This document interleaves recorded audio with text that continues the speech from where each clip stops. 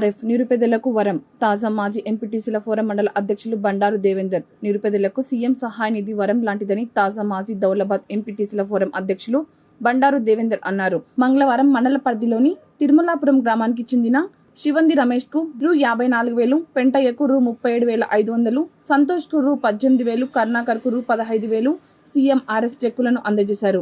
ఈ సందర్భంగా ఆయన మాట్లాడారు. ఈ కార్యక్రమంలో మాజీ సర్పంచ్ యాదవరెడ్డి, బీఆర్ఎస్ గ్రామ అధ్యక్షుడు రమేష్ గౌడ్, నాయకులు గడ్డం నాగరాజు, వెంకటయ్య, రాజనర్సు, సత్తయ్య, నర్సింహులు, లక్ష్మీనారాయణ, బాలరాజయ్య, కర్ణాకర్, ప్రభాకర్, బాలరెడ్డి, రమేష్, మల్లేశం, మహిపాల్ రెడ్డి, సాయిలు, స్వామి, రాజు తదితరులు పాల్గొన్నారు.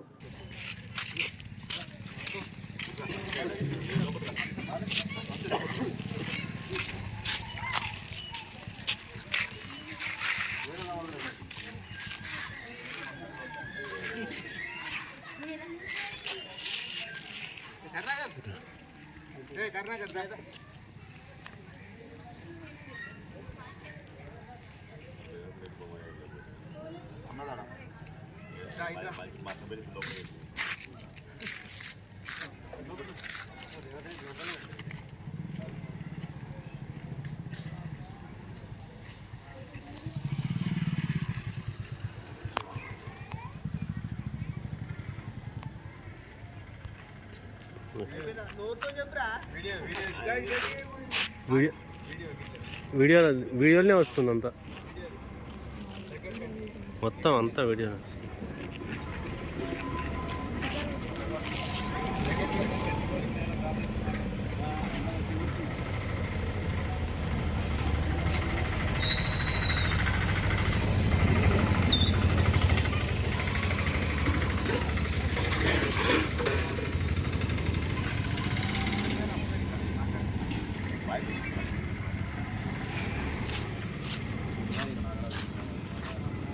ఈరోజు తిరుమలాపూర్ గ్రామంలో సీఎంఆర్ఎఫ్ చెక్కులు నలుగురికి అందజేయడం జరిగింది.